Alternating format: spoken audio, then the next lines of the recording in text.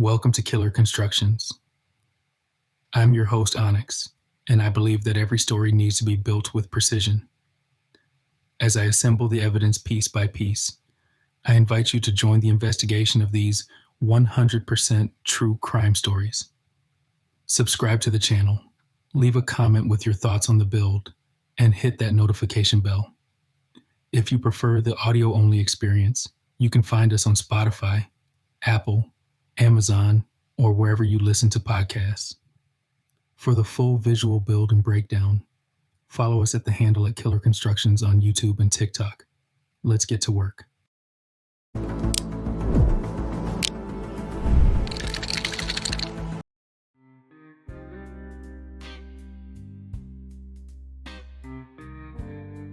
There's a version of every story that makes sense at first. The official version, the easy version, the one people accept and move on from.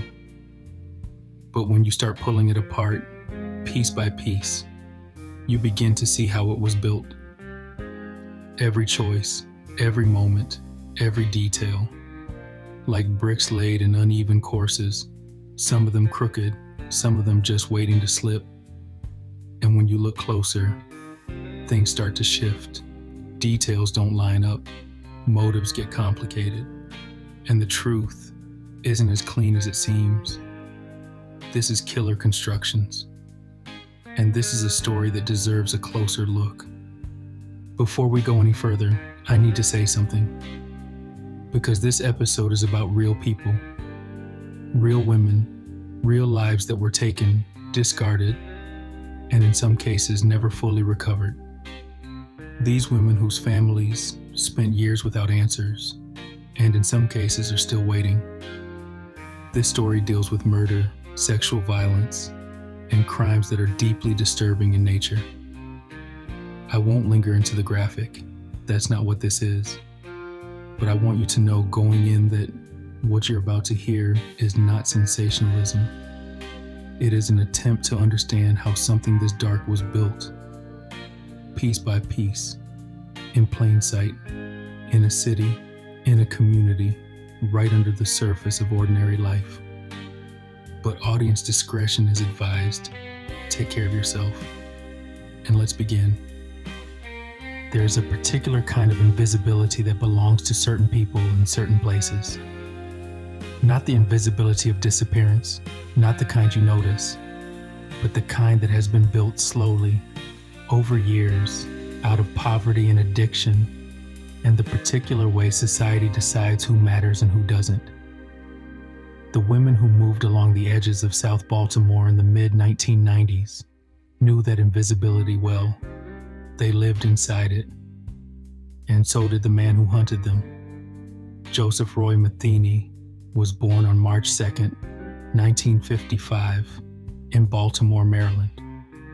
By his own account, and his own account is one of the few records we have of his early life, which makes it both essential and unreliable. His childhood was marked by instability. He said his mother neglected her 6 children, working double shifts outside the home while they fended for themselves. He said his father, an alcoholic, died in a car accident when Metheny was 6 years old. He said he was sent to live with other families in arrangements that resembled foster care, shuttled between households without anchor. His mother told a different story. She said she had worked hard to provide a normal life for her children, that they had never gone hungry, that they had never been placed in other people's homes, that Joe had been an above-average student, polite, not mean, not troubled in any visible way. 2 contradictory accounts, 1 dead father, 6 children. A man who grew up to do what Joe Metheny did. We cannot know with certainty which version of his childhood is accurate. What we know is that by the time he reached adulthood, Metheny had drifted far from whatever stability he may have had as a boy. He joined the United States Army in 1973. He later claimed he had served in Vietnam in an artillery unit, where he said he became addicted to heroin. His mother said he served in Germany. The military records, as reported by journalists at the time, could not confirm Vietnam service. And by 1973, American combat involvement in the country had effectively ended. Whether the Vietnam story was true or fabricated, it became part of how Metheny understood himself, part of the architecture of his own identity, a narrative of damage and hardship and exposure to violence that he carried with him and that he used in various ways for the rest of his life. After the Army, he drifted. He seldom contacted his mother. He developed addictions to crack cocaine, to heroin, to alcohol. He spent years cycling in and out of bars, in and out of homeless encampments, in and out of the margins of Baltimore's economy. He accumulated a criminal record, assault, drug possession, the accumulated weight of a life lived without much structure or support. But he also at various points held steady work. He drove trucks. He operated forklifts. He was by many accounts intelligent, well-spoken, mannerly, the kind of man who could tell a good joke, brighten a room, make a stranger feel at ease. That contrast, the social ease, the functional employment, the humor against the addiction and violence already beginning to take root, is not incidental. It is, in fact, one of the most important things to understand about what came next. Because the version of Joe Metheny that most people encountered was not monstrous. It was ordinary, approachable, the kind of man you'd think nothing of passing on the street. By the early 1990s, Metheny was living in South Baltimore with his girlfriend and their young son, who was 6 years old by 1994. He was working as a truck driver, which meant long stretches on the road, days away from home. And his girlfriend, like Metheny himself, was struggling with addiction to hard drugs. One day in the summer of '94, Metheny came home from a run and found the apartment empty. His girlfriend was gone. His son was gone. No note, no explanation, just absence. He later said that she had left with another man, that she had taken the boy and disappeared into Baltimore's street-level drug world, the one they both knew, the one that ran beneath the surface of the city like an underground current. Whether he was right about the man or about the particulars of why she left, the fact of the departure was real. She was gone. The child was gone. And Joe Metheny became a man with nothing to lose. He spent days looking for them. He checked halfway houses. He visited neighborhoods he knew she frequented. He went looking under Baltimore's Hanover Street Bridge, where a tent city had grown up beneath the steel spans, a community of unhoused people who lived in the shadows of the overpass, in the shelter of cardboard and salvage material, at the margins of a city that mostly looked the other way. He didn't find his girlfriend there. What he found instead were two men, Randall Brewer and Randy Piker, who lived in that camp. Men he believed might have information about where she had gone. When they said they didn't know, Metheny killed them both with an axe. He claimed later that after those two murders, he also killed two women and a fisherman he spotted nearby. A man who, by Metheny's own account, had simply been in the wrong place.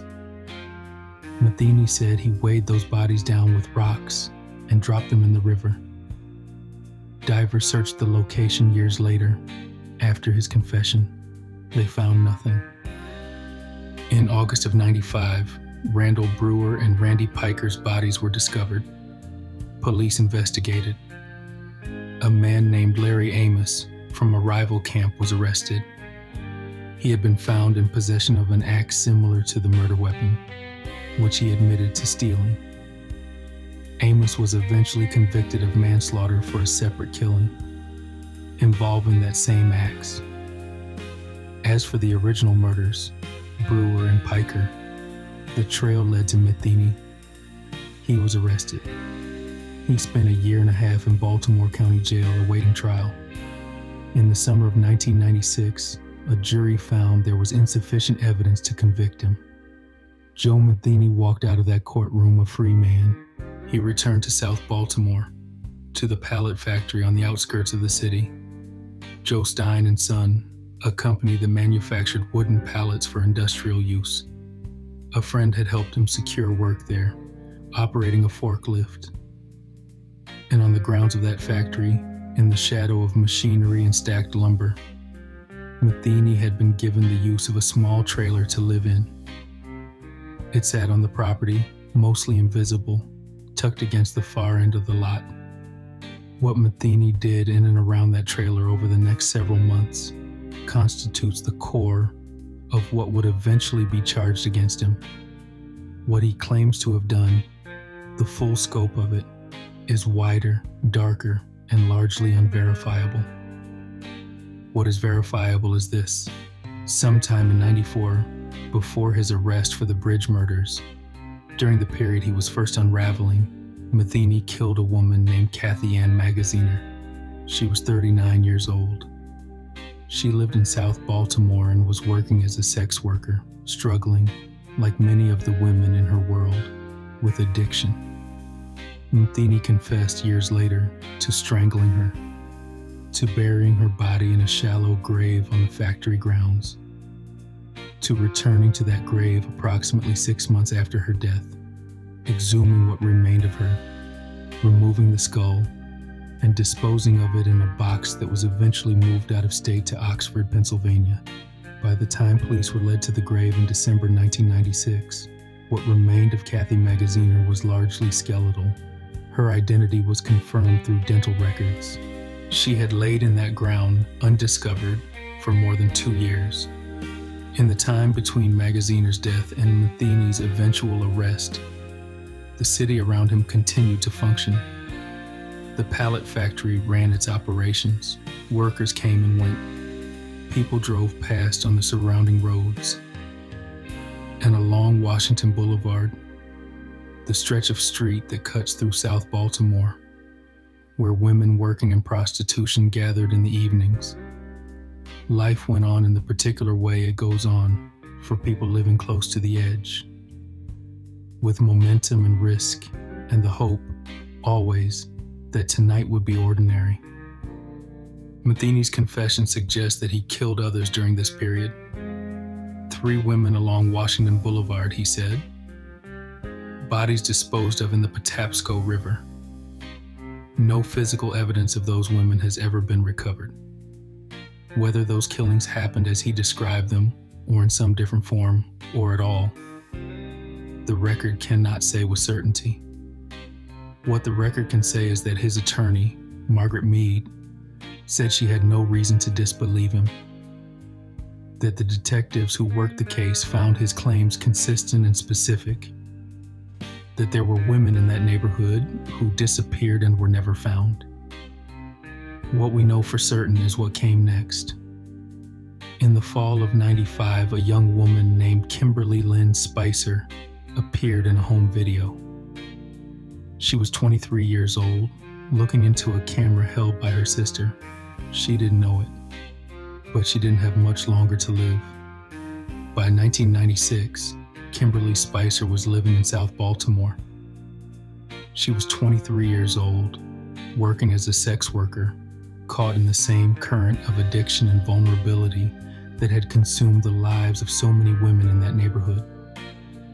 In mid-November of '96, she and Metheny crossed paths. He brought her to his trailer, and there, on the grounds of the pallet factory, he stabbed her to death.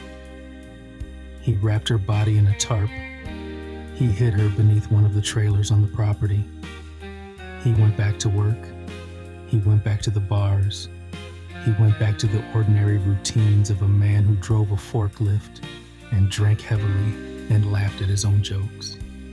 For a month, Kimberly Spicer lay hidden on the grounds of that factory, undiscovered, unreported. And then, on the 8th of December 1996, Joe Metheny brought another woman to his trailer. Her name was Rita Kemper. She was 37 years old.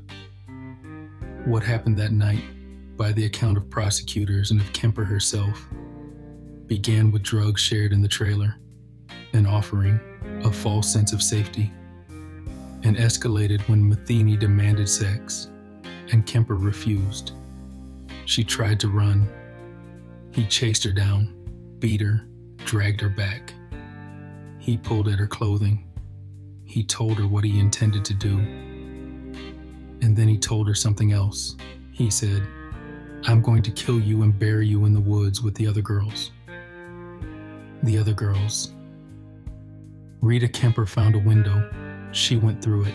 She scaled an 8-foot chain link fence in the dark, and she ran until she found police officers nearby. She told them what had happened. She told them what he had said, and she survived. Without Rita Kemper, this story may never have become visible at all. Within days of Kemper's escape, Metheny reached out to a friend and asked for help burying the body he still had on the property. The body of Kimberly Spicer, now a month dead, hidden beneath a trailer. The friend, instead of helping, went to the police. On December 15, 1996, members of the Baltimore City Police Department and an FBI task force arrested Joe Metheny in an unrelated matter near Inverness Street in Baltimore. They brought him to the homicide unit for questioning.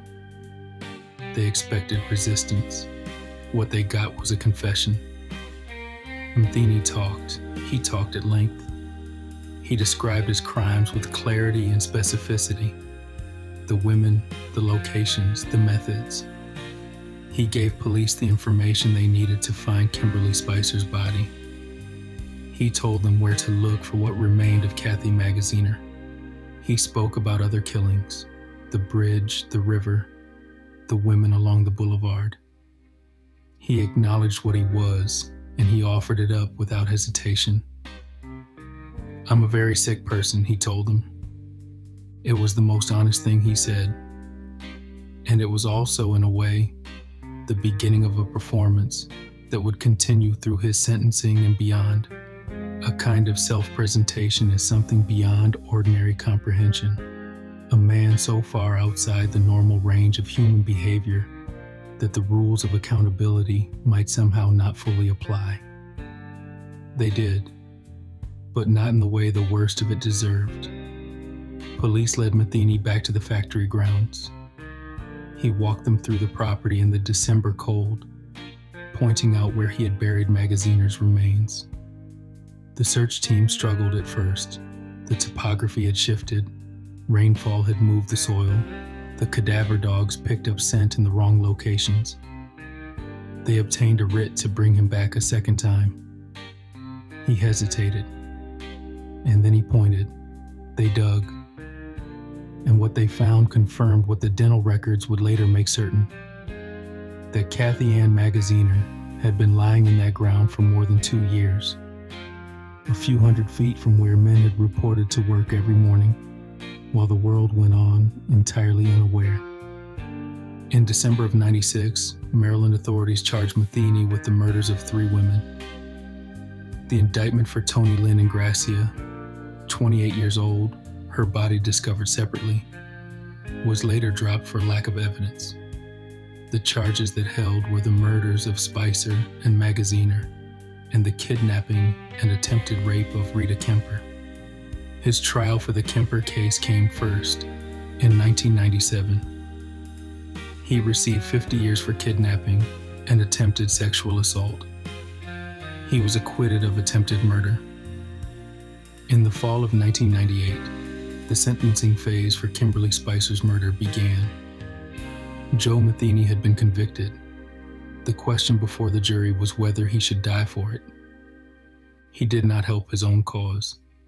At his sentencing hearing, Joe Metheny spoke, not with remorse, not with anything that resembled contrition. He told the jury, "The words 'I'm sorry' will never come out, for they would be a lie. I am more than willing to give up my life for what I have done, to have God judge me and send me to hell for eternity."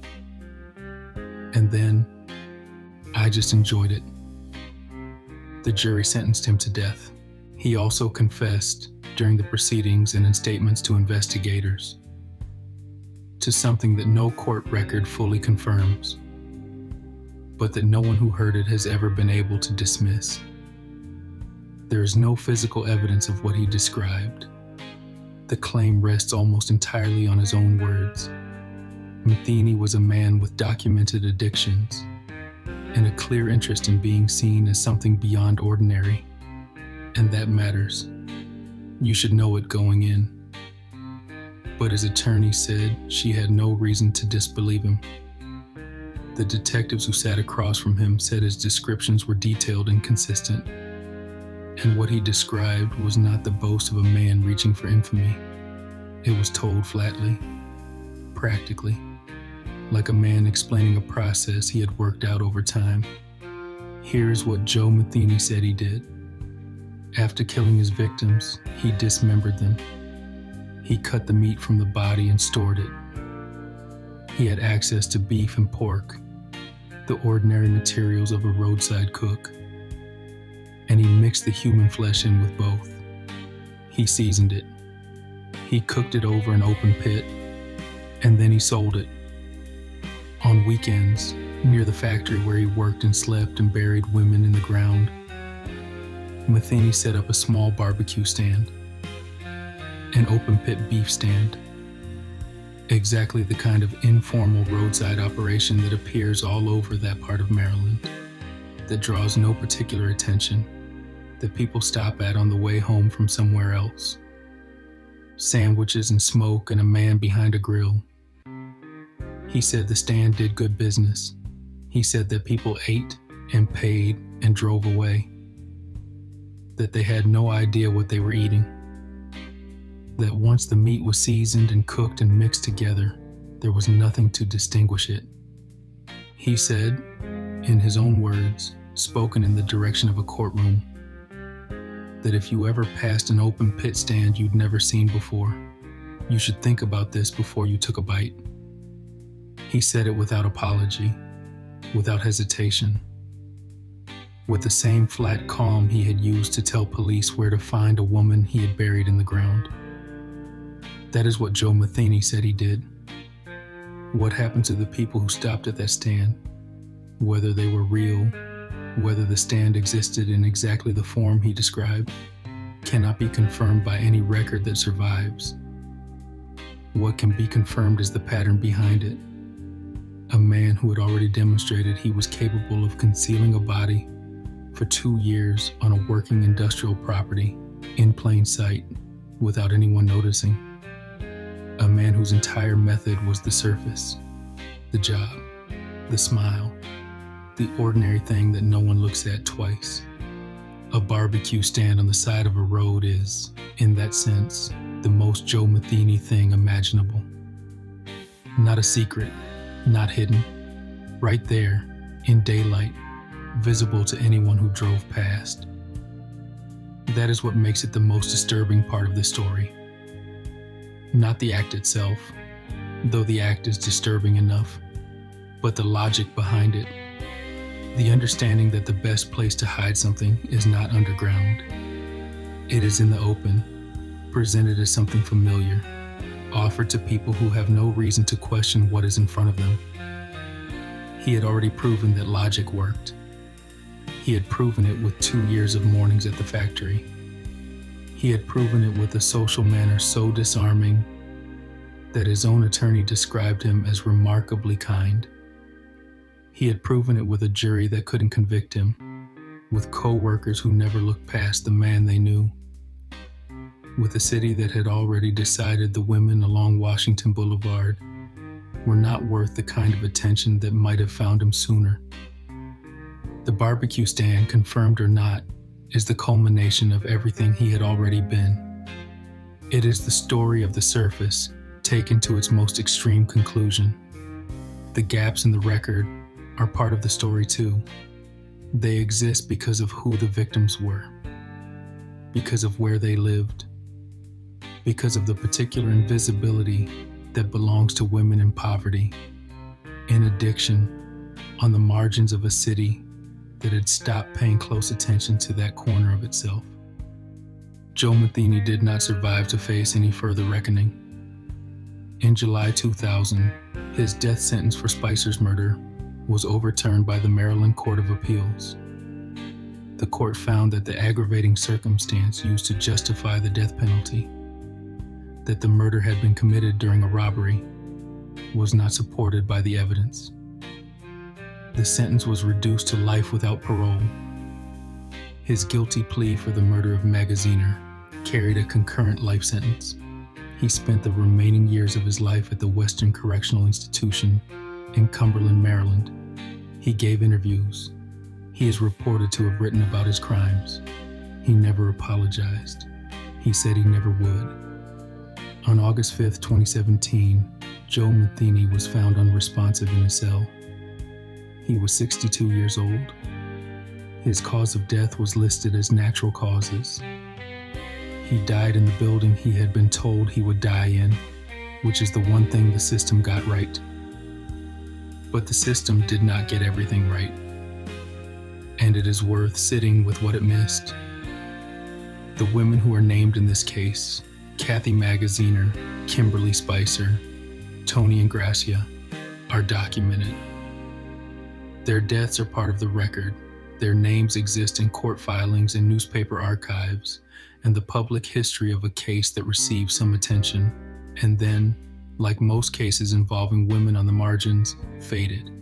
The women who are not named, the ones Metheny claimed to have killed along Washington Boulevard, the bodies he said he put in the Patapsco River, exist only in his telling. Divers searched. Nothing was found. Families who had lost women to the streets of South Baltimore in that period were left to wonder. Police followed what leads they had. The river gave nothing back. There is a particular cruelty in that uncertainty. The named victims get the dignity of documentation, of a court file, of a cause of death, of some form of official acknowledgement that they existed and that what happened to them was wrong.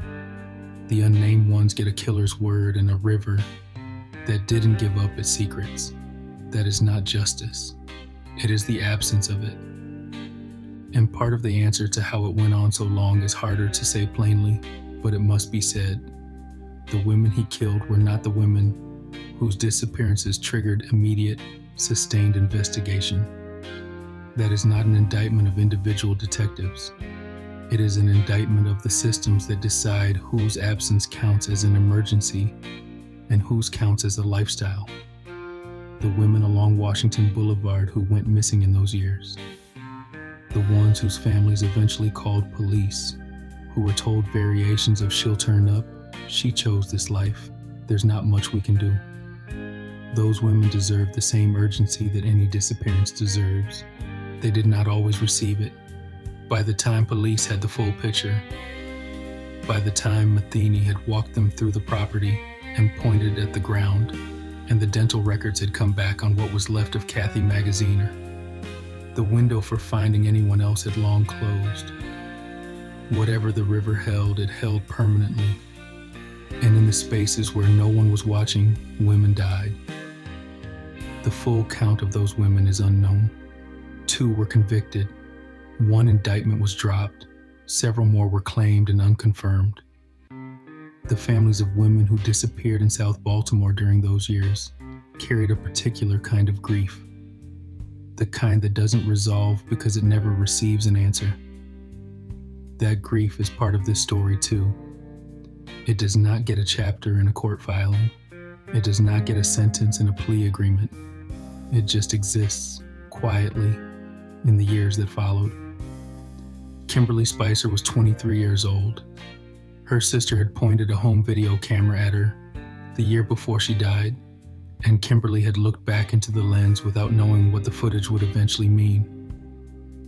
That image, a young woman staring into a camera in the fall of 1995, still alive, still present, is the closest thing this story has to a direct view of what was lost. Cathy Ann Magaziner was 39. She had convictions, a history, A life that the court papers described in terms of her criminal record, rather than in terms of who she was. The record does not preserve much about who she was. Rita Kemper was 37. She went through a window in the dark and ran. She is the reason this case is a case at all. The reason Metheny was arrested when he was. The reason Spicer's body was found. The reason anyone was led to that shallow grave. She survived, and her survival changed everything that happened afterward. She deserves to be named as more than a survivor. She deserves to be named as the person who stopped it.